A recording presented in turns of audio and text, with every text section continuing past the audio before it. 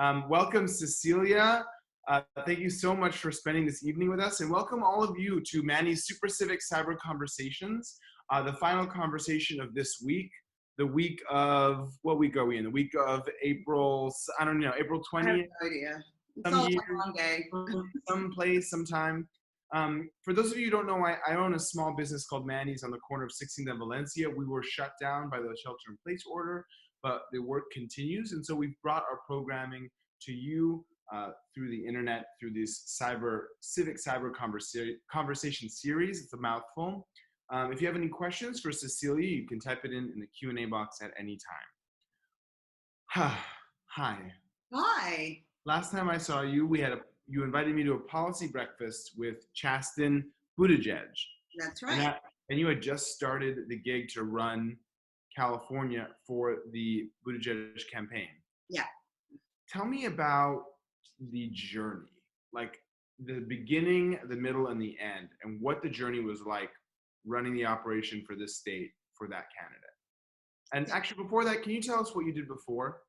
Sure, absolutely. I mean, I don't know how far back you want me to go, but I mean, the top lines are, I've worked very long time with Los Angeles Mayor Eric Garcetti. I started out with him when he was a council member and council president, ran the council floor with him, and then worked on his campaign for mayor and joined his administration. I did the Hilary campaign in the primary. I was deputy political director, and then in the general, I was the state director, taking over for our very beloved Buffy Wicks, who's now an assembly member, and did a number of other things after that. I worked for a union. I was the chief of staff to a Los Angeles citywide elected official.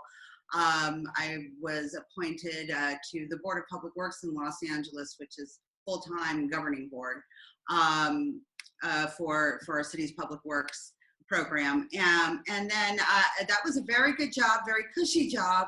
Not cushy, it was hard work, but it was a very good, stable job. And then Pete ran, and they came knocking and asked me to run their operations in California.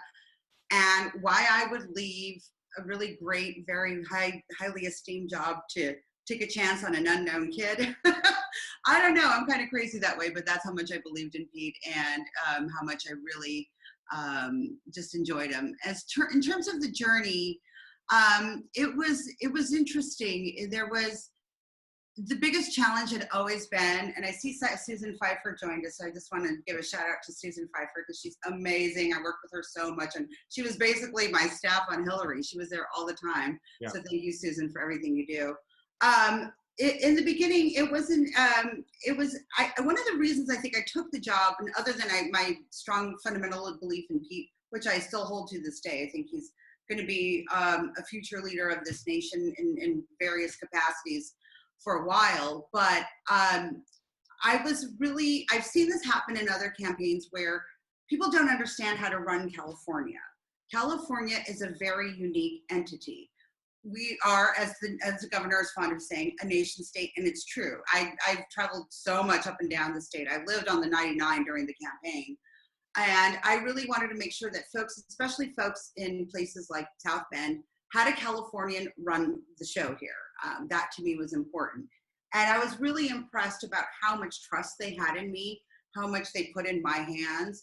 Had I had my druthers, I'd of course have more money, and I'd have the candidates here more often, but I was pretty lucky in that for a state that wasn't an early for, an Iowa and New Hampshire state, we got them a good amount, and, I got to do things like invite civic leaders to meet with Chasten, et cetera. I think toward the end, there was a way of kind of figuring out how do you put all your eggs in one basket, and then what do you do after that after you win that basket? And so there was a lot of scrambling toward the end. So it was I think, like most campaigns, a roller coaster in many respects, but a really wonderful, empowering one, and really young campaign, but super professional, really smart, and just one that really embodied its values externally as well as internally. It was a great experience.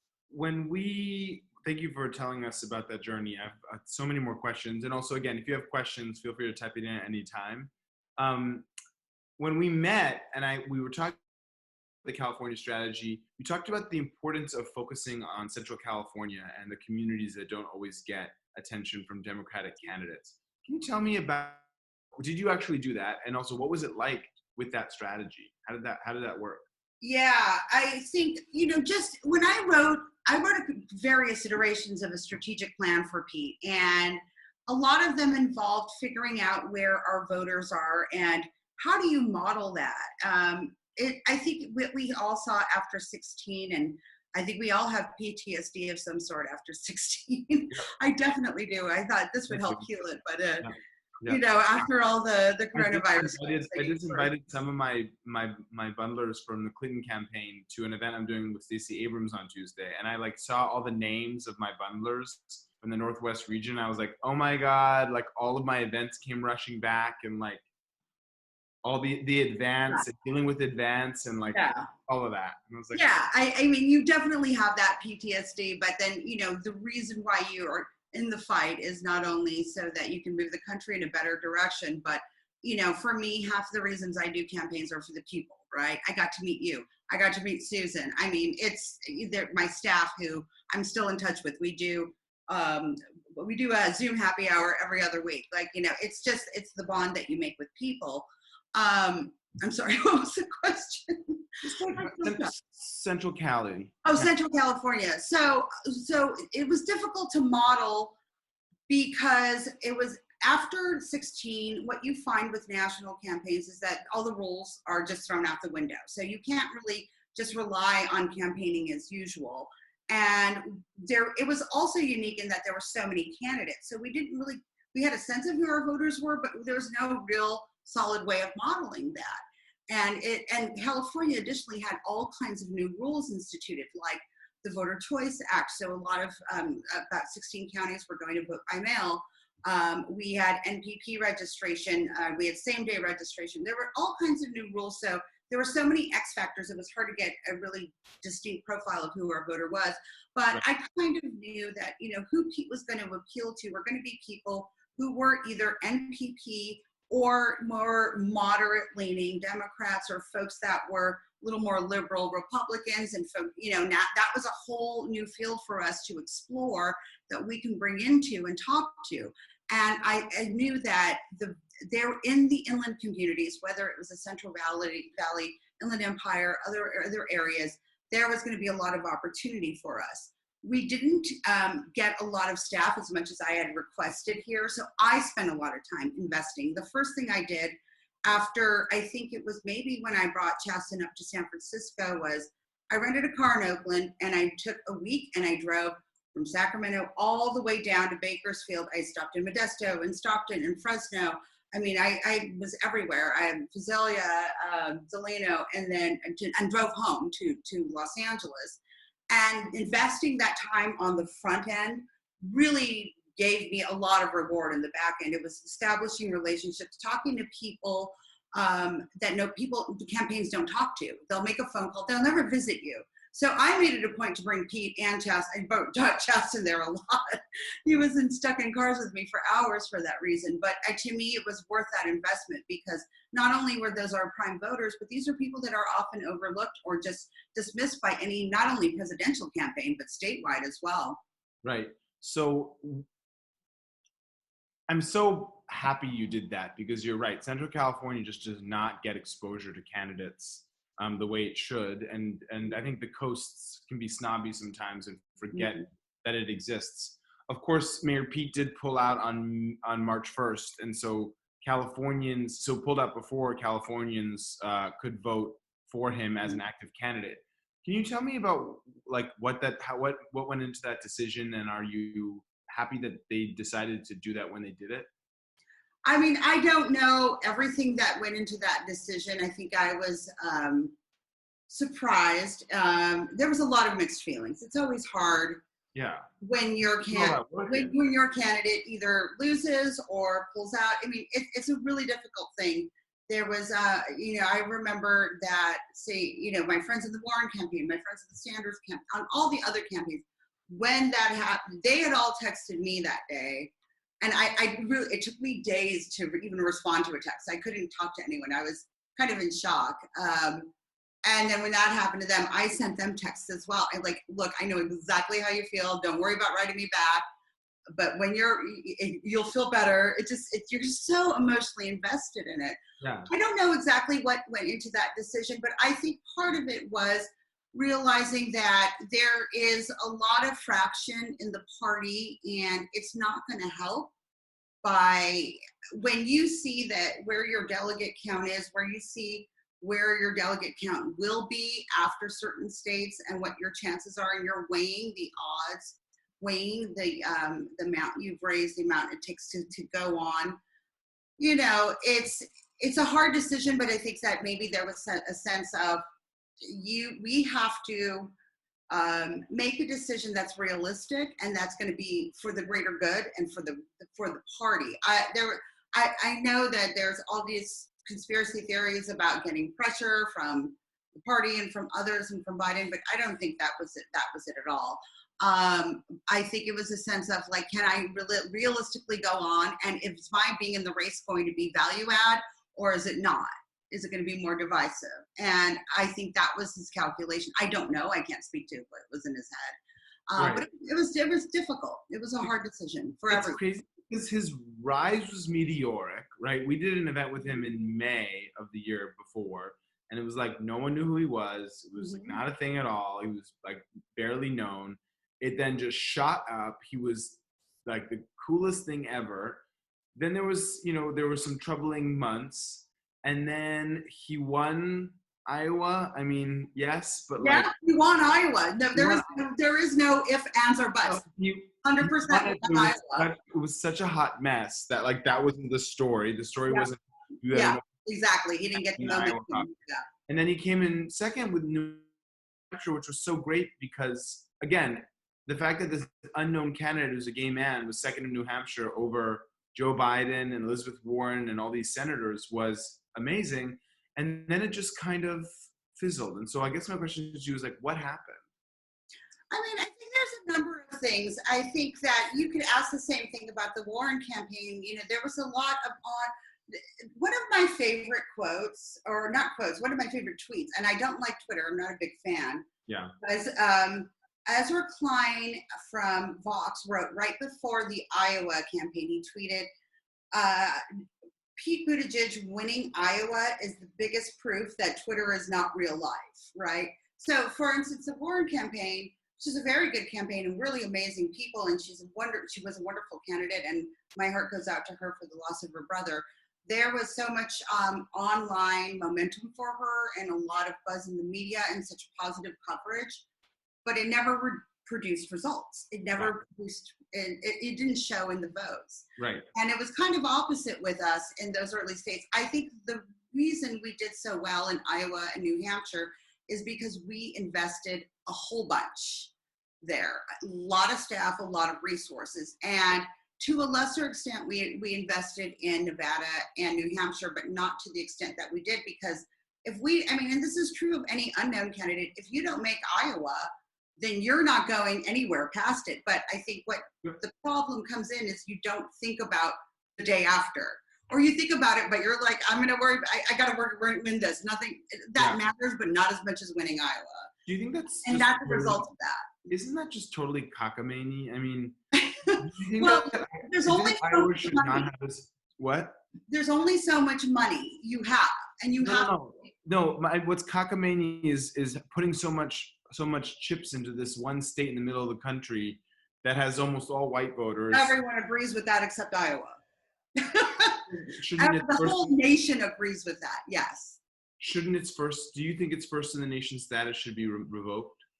I think there should be a rethinking about how we vote in the primaries. I don't think there should be. Why wouldn't there be a Super Tuesday for as the first in the nation instead of just one? Why? I don't think that any one state shouldn't have that much power and sway over where our candidates go. I think it should be multiple states. Neither do I. Representative. Iowa could be one of them. New Hampshire could be the other. California definitely needs to be. Just think about it. All these campaigns are pouring all this money into the couple states for whatever reason. And if you look at the racial dynamics too, it's like South Carolina, it was it was how are these candidates faring with African American voters? Iowa, New Hampshire, majority white voters. Nevada, you've got Latino voters, but it's like, but they come after the white voters, and it's just this very strange, very uncomfortable racial dynamics too. We need to rethink how that is done, period. Yeah. And it shouldn't, again, the onus shouldn't be on one state. It shouldn't just be the privilege of one state to carry that and dictate Totally. I totally agree. Enough with Iowa being first in the nation. They could be first with California and Nevada and South Carolina. I mean, we should all be first. Why not? I totally agree. As long as California is first. I'm 100% with you on that. So I want to ask you two things. What's one thing that deeply impressed you about how the Buttigieg campaign was run? And what's one thing that you would have changed? I think I'm going to start with what I would have changed. I would have had maybe on the front end folks that had been in several cycles before to benefit from. I mean, we did.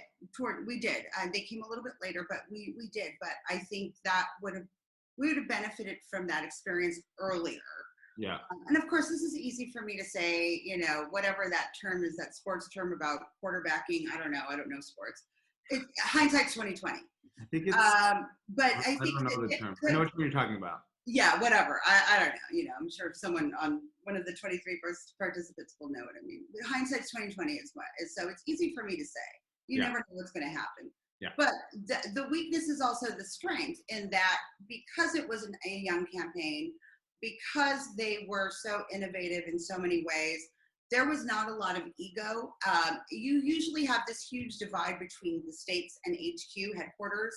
Yeah. There wasn't that. They brought me into everything. I helped with the Latino plan. I really pushed it, and they put it out.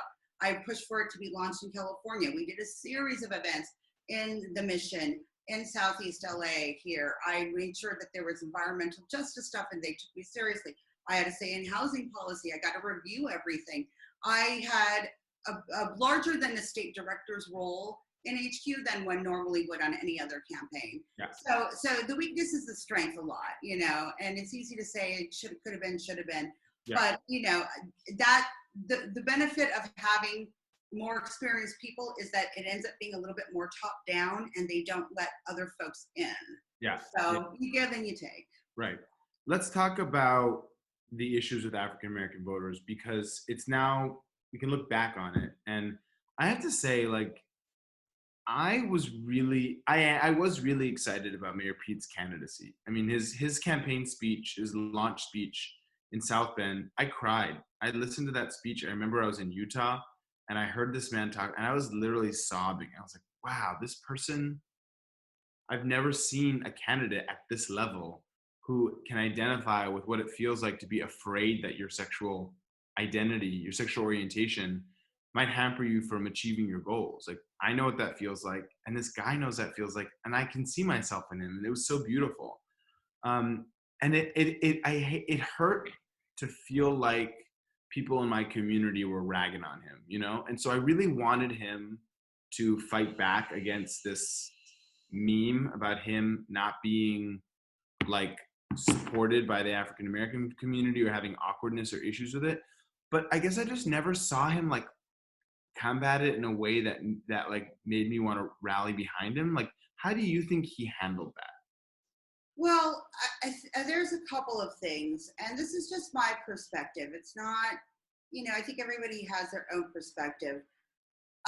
There was a narrative on Twitter based off of a story done, and that narrative calcified, and he never got out of that, right? I think again, easy for me to say the quarterbacking reference and all. There could have been a more forceful way of countering that, but I didn't do communications for the campaign. Yeah. And it's easy for me to say, but I think also, and I'm not trying to be fake news and Trump or anything like that, but there was a lot of lazy reporting as well. There was folks that weren't on the ground in South Carolina, weren't on the ground in a lot of places. And once that media narrative calcifies, it's really hard to fight it. So it becomes uncool to like him. Yeah. And I mean, Pete is someone who is supremely gracious. He's not going to be that in the street, dirty fighter. He's not going to be belligerent. He's not going to be pugilistic about it. He's going to be gracious and rise above it. But the problem is when there is nothing else filling that void, and that's all you hear, then that becomes the narrative.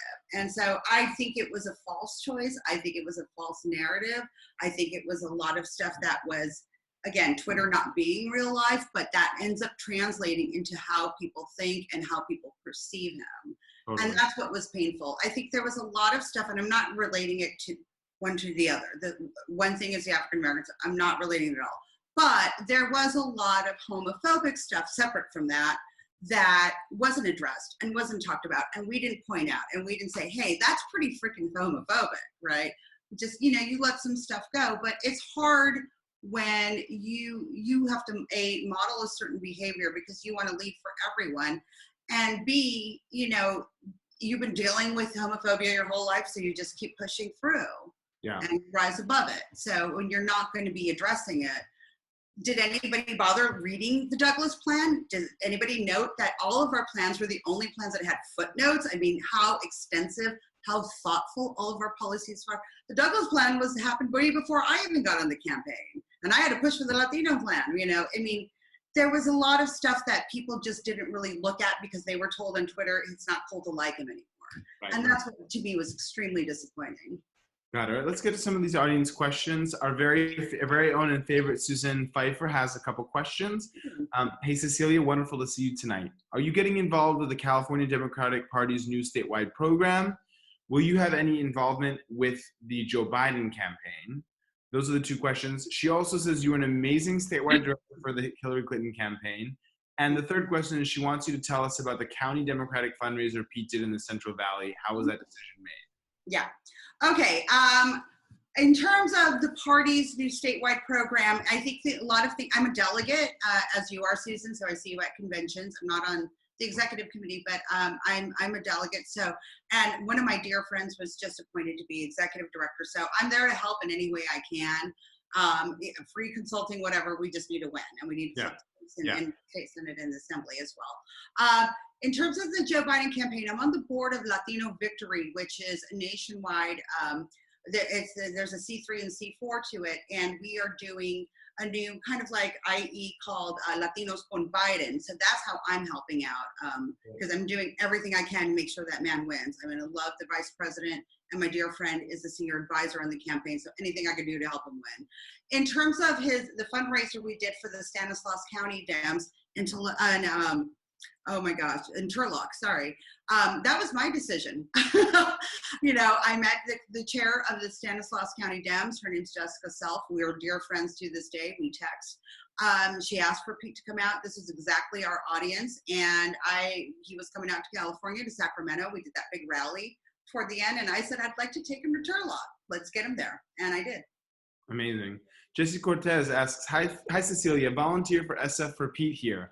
My question is, assuming Pete had stayed into the race, was there any internal polling that could shed light on how our grassroots were doing on Pete votes? I don't have internal polling, and the internals that I recall, I don't remember a lot, because I have another job now, so it's just kind of crazy. But my suspicion and my instinct is I know we would have done a lot better than the PPIC polling and the other polling was showing. I know because of efforts like Jesse's and Susan's and everyone up and down the state, from San Diego, Ventura, Santa Barbara, I mean, all our LA for Pete, all our folks, we would have come in, we would have met the 15% threshold. I know we would have. And that's one of the things that breaks my heart to this day. And people like Jesse, who gave everything for him, but we would have done well. Jenna asks, when you're running a campaign in a state as huge and populous as California, how much time do you spend trying to reach rural voters? And how did your strategy have to be adjusted to be able to reach them? Finally, how would you apply those lessons to the general election and reaching out to rural voters for Democrats? So it was kind of natural for us, not for me because I'm not rural. For me, it was a learning process. To this day, I'm in touch with a dear friend from Fresno. And so I spent a lot of time in rural areas because it was a learning process for me. It wasn't stuff that I knew really well. But for Pete and for Chasten, it was very natural to them. When I took them to the Central Valley, it was like, they called it the Indiana of California, or the South Bend of California. Like, it was a very natural place to connect with people, because this is where they're from. And especially meeting LGBTQ plus folks out there. I took Chasten to it's an all volunteer LGBTQ center, really small but amazing place in Modesto. And, you know, it's like this light in the place that never had that, for a safe space for the community. So it's about investing time. It's like, and I made it my prerogative as a state director to invest my time. I had my staff doing all kinds of stuff and all over, up and down the state. But I went there and personally made those relationships. How we reach out is like, we need to talk to people. We gotta not assume. You gotta not think because it's always been red that they're not gonna be with you and they're not gonna vote for you. That's the problem. We just don't acknowledge people in traditionally red areas. And I went to this place called Taft. I'd never been to Taft before. It's a sea of red, and there's like a small little patch of blue, and some of our most diehard Pete people. And this woman didn't have a car. She would take the bus to Bakersfield, which was like an hour-long ordeal for her. So I'm like, I'll drive to Taft. I drove and I met with her. It's about investing your time and reaching out and just talking to people and acknowledging they're there and they matter. Got it. Joel, thank you for answering that. Joel's question, and I'm just so impressed with you, and I'm just so glad we get to have this conversation. Joel Gonzalez asks, you started the conversation about Pete's bright future nationally. What role would he play in a Democratic administration? And if Trump is reelected, oh no, where does that leave Pete? Thanks for your work.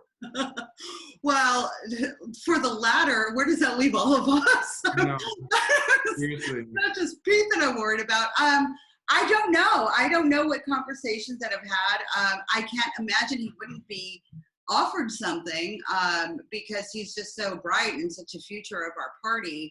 But I don't know. I personally want to see him as, you know, UN secretary or something dealing with foreign relations, because he's such a strong background in military, and he's one of the smartest people I've ever met, like ridiculously. He'll be fine. I no matter what, he'll be in a leadership role. He just started a new PAC called Win the Era to support other Dems like him, not just people who are big and running for Senate or president, but, you know, legislature, and building that bench below. And I think that's the way I think he'll lead in the near future. There are a couple questions. Let's have this be our last question. There are a couple questions getting around this, which is, how would you suggest we unify? You know, we had a historically wide primary field. We have very disappointed, you know, Biden and Warren supporters. We have a candidate that, you know, you and I both know and love the vice president and his team. They're great. My friend Jamal is his press secretary. But let's be honest, you know, Joe Biden there are a lot of communities that were not super jazzed about him that we need to now bring into the fold. So how do we do that? My friend from the campaign is a wonderful man named Jose Morales. I think Susan met him. He was out here for the last week or so. Tweeted this, and I retweeted it this morning. And he said, there are more funerals and less birthday parties because of Donald Trump's incompetence. That's it. It's not more complicated than that. I mean, it's not that every voice doesn't matter, but this is a really stark choice, and literally people are dying. It's a life and death choice. I think that what we've seen so far from the Biden campaign gives me a lot of hope that he listens. He's listening to the Warren and Sanders wing of the campaign, listening about college debt and other issues that are really important, and really incorporating that. And that's what leaders do. You listen and you lead with them. You don't say, I won, and just push them aside. And it's all up to all of us to kind of think about what is at stake and what are the bigger issues here. The bigger issue is that we have to get this man who is literally killing people out of the office. I mean, period, full stop. It's black or white right now, unfortunately. And then work with him and his team to get your policies implemented. That's the only way we get things done. Yeah. Well, Cecilia, you're amazing. You are so great. And I'm sure you're going to play an important role in the Biden win and his administration, should you choose it.